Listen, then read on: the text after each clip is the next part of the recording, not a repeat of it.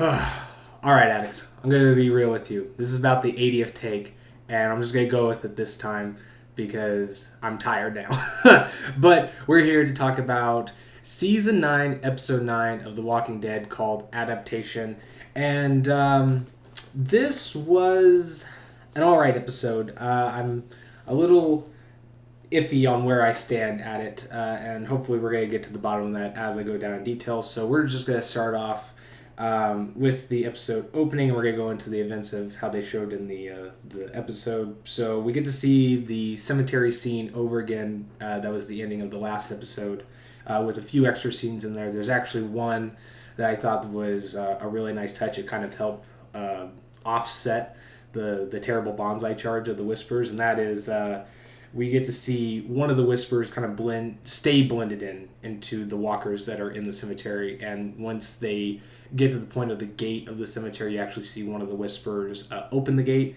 And I'm pretty sure we get confirmation that that Whisper is Alpha, but don't quote me on that because I wasn't able to, or wasn't able, but I just really wasn't paying attention to the mask or the facial features behind the mask. So can't really say if that's for sure, but you guys can let me know which opinion you think it is. But moving forward, we get to see, we actually get to jump right back to Alexandria seeing Negan sneaking out of his cell. And this is taking place at night, and we get to see, hours go by as he's at night, getting around, getting some food, kind of seeing how things have changed. He actually sneaks into Judith's room and takes her compass.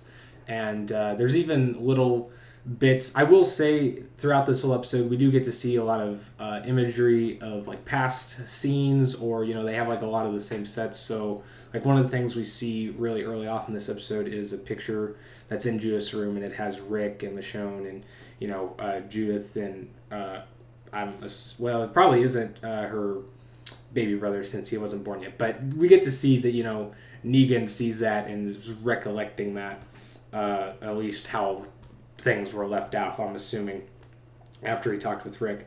But speaking of Judith, we get to see that she actually catches him as he's trying to leave in the morning. He's hopping the fence, and she's got gunpoint. Now, I don't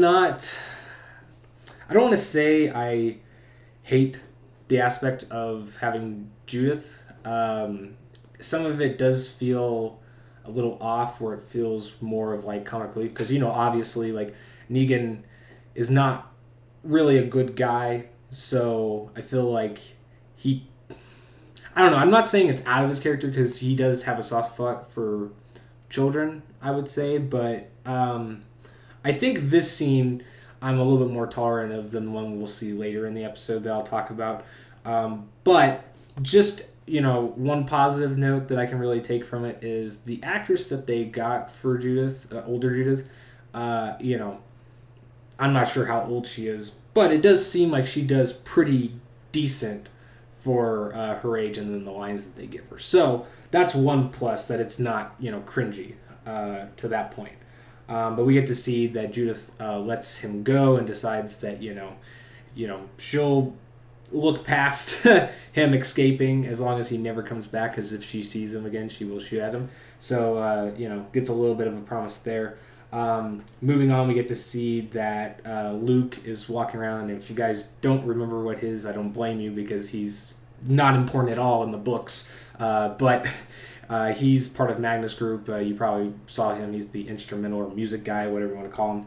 And he's just walking around the community trying to see what he can do to help. And Tara and a group of people from the hilltop are trying to figure out what to do in terms of the group that went out, because apparently it's been like 48 hours or something like that they've been away. So they're debating whether or not to send search parties and how to go about that. And Luke volunteers for that, and he ends up going with Alden out to look for them as they split up, which comic fans will know that kind of is a remix of something they did introducing the Whispers. So we get kind of that a little bit later on. But then we get to see going back at the group.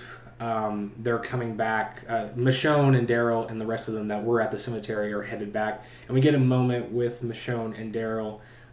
This is I like this. They're talking about we still don't know what all happened between Rick disappearing on the bridge and before this other time skip, but we do get to see that Daryl did look for Rick, or at least his corpse, couldn't find it, and he's just kind of saying that he was sorry that he wasn't able to bring him back, because they're talking about at least they were able to bring Jesus back so that the hilltop has closure. And then we get a little bit more of an insight, not really insight, but just a mentioning of this other conflict that they're alluding to, that I'm sure we'll see what this happened. People that speculate know that it's linked with the scars, but we still don't know. Anyway, going forward, this is something that it kind of bugs me the wrong, it kind of rubs me the wrong way. I don't know why, but Aaron's reactions / comments seem a little distant about Jesus' death. I get that on the show their relationship hadn't really progressed to that big of a step, I guess, or intimacy, but it still seems really odd that Aaron seems so distant or cold about it. I'm not saying that he doesn't show his mourning in a way, because you do see it, but I don't know, just something about it doesn't seem as realistic for the kind of relationship that they did have. But it's actually kind of funny too that Jesus is kind of just put over the side of the horse like cargo. They didn't even try to position him in any more respectful manner. So that's a little odd. But we get to see, as they're going forward, they come across the bridge that they actually ended up finishing, which was the one Rick wanted to build. And this scene is, I think, justified by the end of the episode. But we get to see another interaction with the Whisperers and the actual introduction of Lydia. And the Whisperers here get taken out really fast and almost, I don't want to say comically, but Daryl has a good strategy, so it makes it a little bit more. But for some reason, and maybe it's just me, like, it feels like they don't really have a strong presence or danger to them. So that's kind of the disappointment I feel from that scene. But we do get the introduction of Lydia, like I said, and right off the bat, we can tell there's a lot of differences with her character. I mean, of course, like, her looks are different.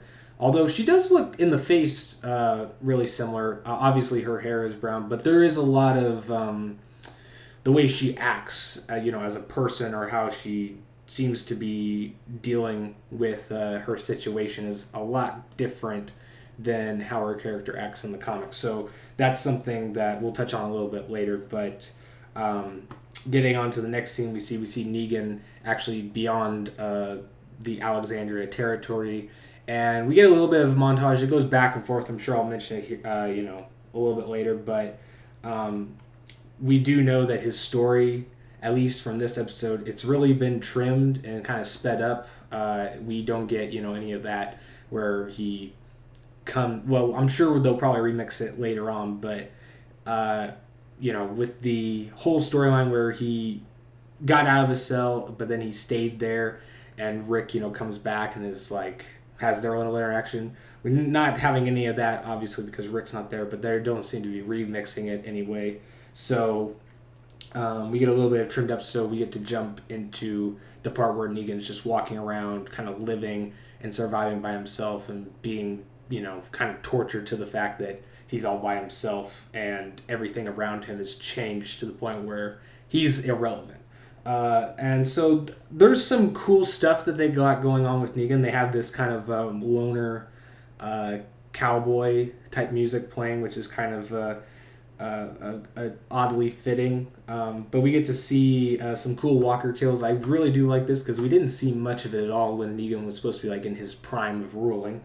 But then we also get to see him travel to a lot of different locations, like the place that he actually first, made Alexandria pay for what they did, killing Glenn and Abraham.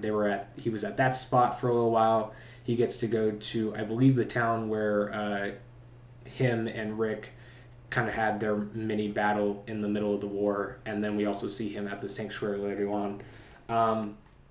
But we get to go back to the hilltop, and we see Tara being the leader now that Jesus is gone, or at least missing at this point, because I don't think that they have been back yet. But this is another one that I feel is a little. I mean, people might disagree. I know some people like Tara's character. She definitely has changed since she's been introduced, but I never felt that that character was able to really hold her own in the spotlight. And that's not really saying anything bad about the actress per se. It's mainly just that how that character is written and kind of designed, like where their strengths and weaknesses lie. I just don't feel like they could be in a leadership role that's really well, at least.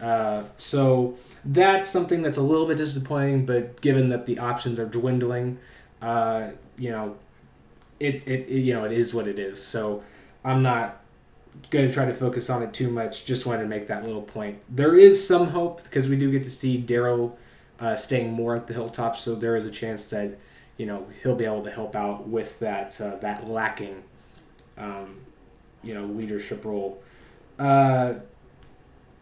Oh, we get to go back to Negan. I don't know why it's weirdly they really did choppy on his, but it's better that way. So we get to see Negan, and I just thought this was odd. There's a lot of things that I guess are supposed to be made. I don't know, what would you call it? Not like comical, but just kind of like degrading, I guess, on Negan's part. Like he gets chased by dogs, and I think one dog's supposed to be like a pit bull, but like the rest of them look really small, so he like has to run to not get like eaten, basically.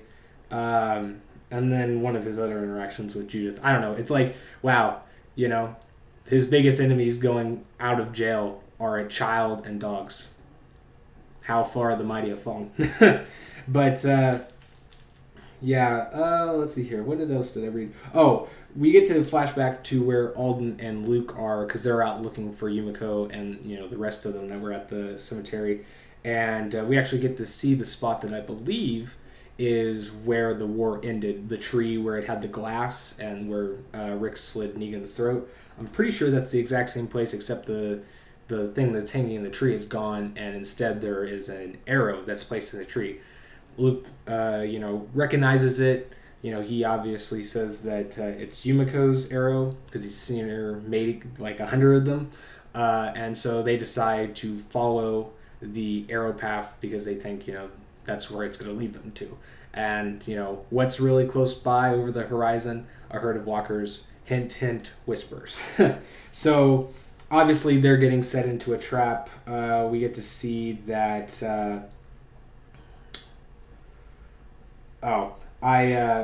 we get to go back to Hilltop, where they're keeping Lydia, and this is where they start to kind of do the interrogation of Lydia, and I really hope that this is kind of a fake persona that Lydia is trying to, you know, put off as a front to them as she kind of figures out what kind of people they are, because in the next episode we get to see little glimpses of scenes with her, and she seems more calm. And this is another thing I was talking about, like her character is a little bit different. She is a lot more like playing the victim, being, you know, very hysterical, claiming that she doesn't know anything, you know, just being really panicky and broken down.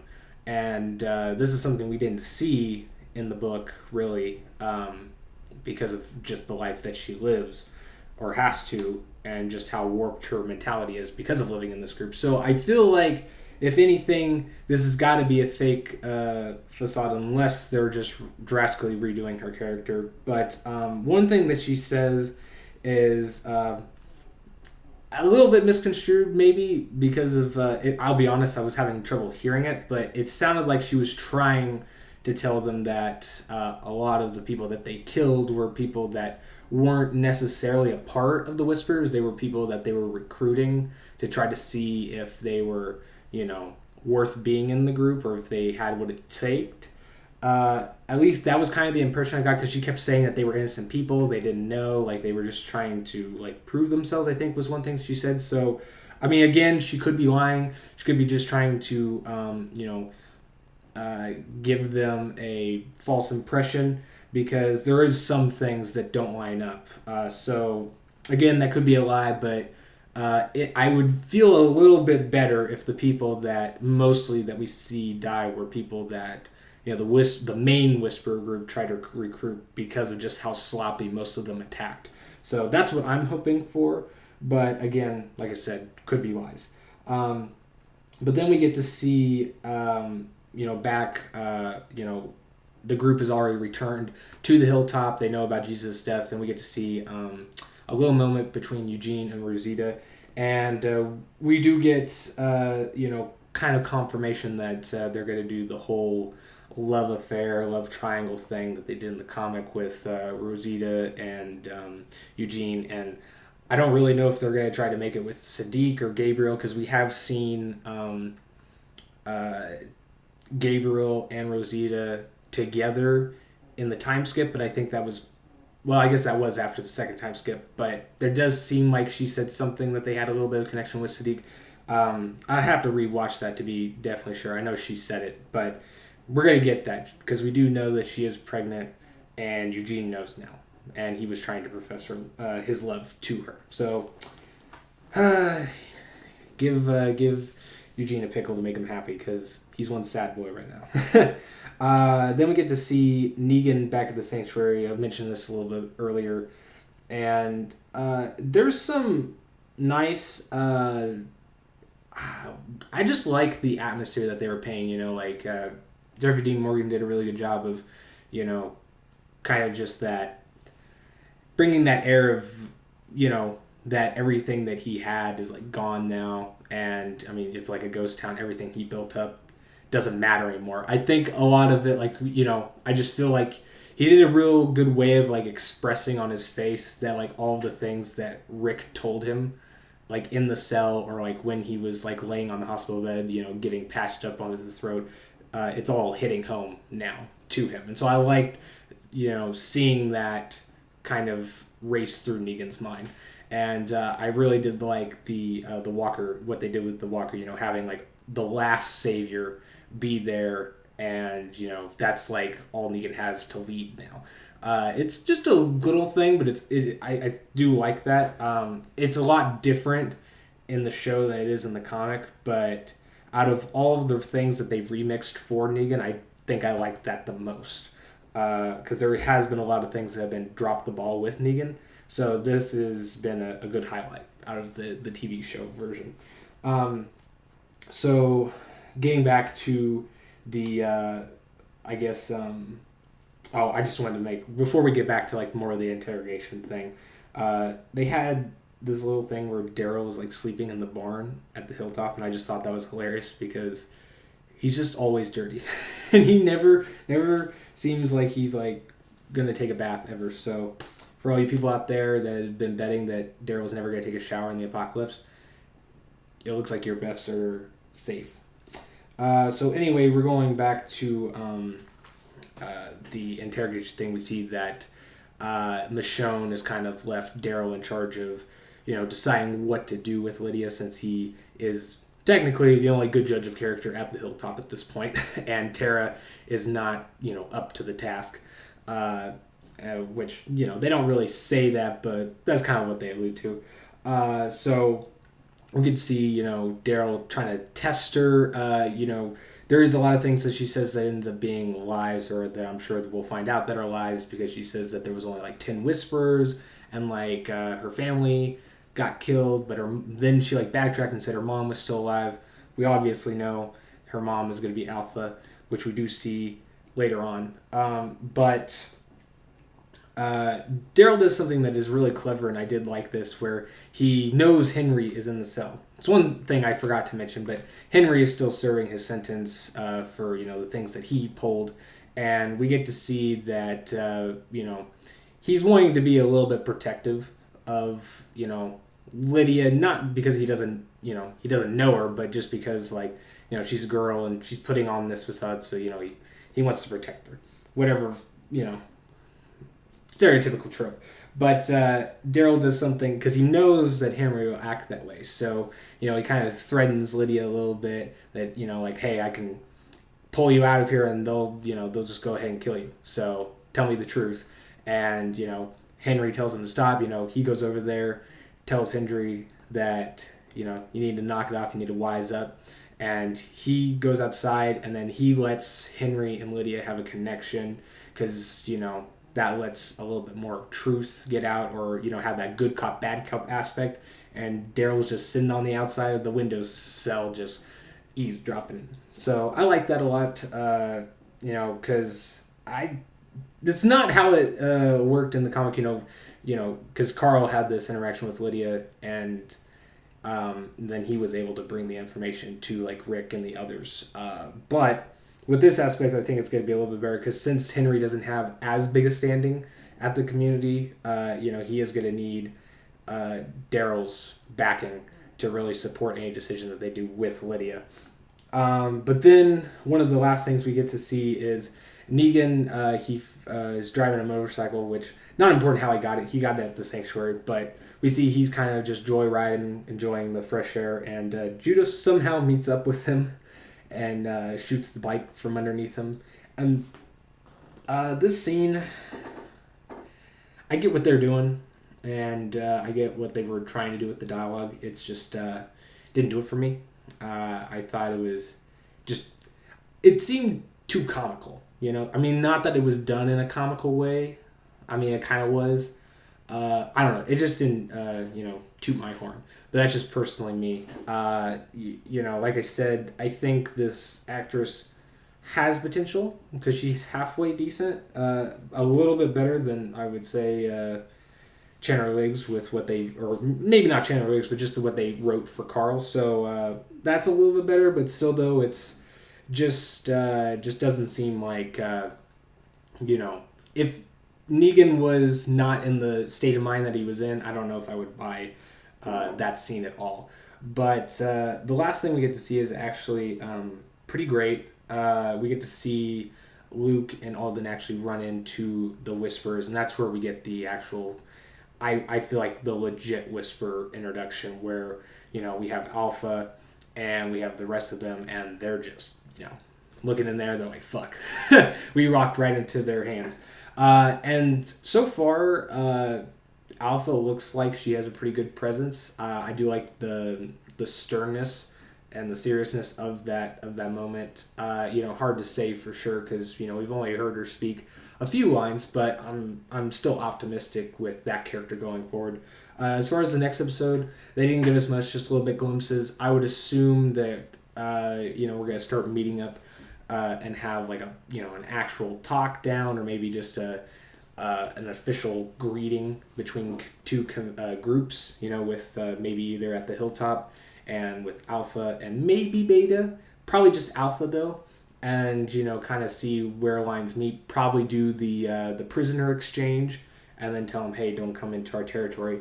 I would assume that's where we're going to stand for the next episode, or something a little bit less than that, depending on how they want to drag it out. But I'm sure that they're going to get into at least some borderlines by the end of the season. So that will be interesting to see. That's basically all I want to talk about on this episode. I know this video is a bit long, so I apologize for that. We're working with the older equipment too, so if you guys notice the video or audio quality being a little bit down, do apologize, but we will be back up to the normal setup next week, hopefully. And if you guys like the comic, the Walking Dead comic, I just released a recap and discussion review video of that earlier tonight, so you can go check that out if you're interested. And right now with this season, I'm still on the fence on how much I like it. It's got some better moments than the last season, for sure, but it's still not really doing it for me. I'll be honest. I really do think that unless something just blows me out of the water. This will be my last season probably watching it, unfortunately. But we will finish this out because I already got the other ones up for you guys, so I want to continue doing it. But as always, you can see me next week, and I'll be here for the comics. So we're going to finish this out going strong, hopefully. So until next time, Addicts, peace.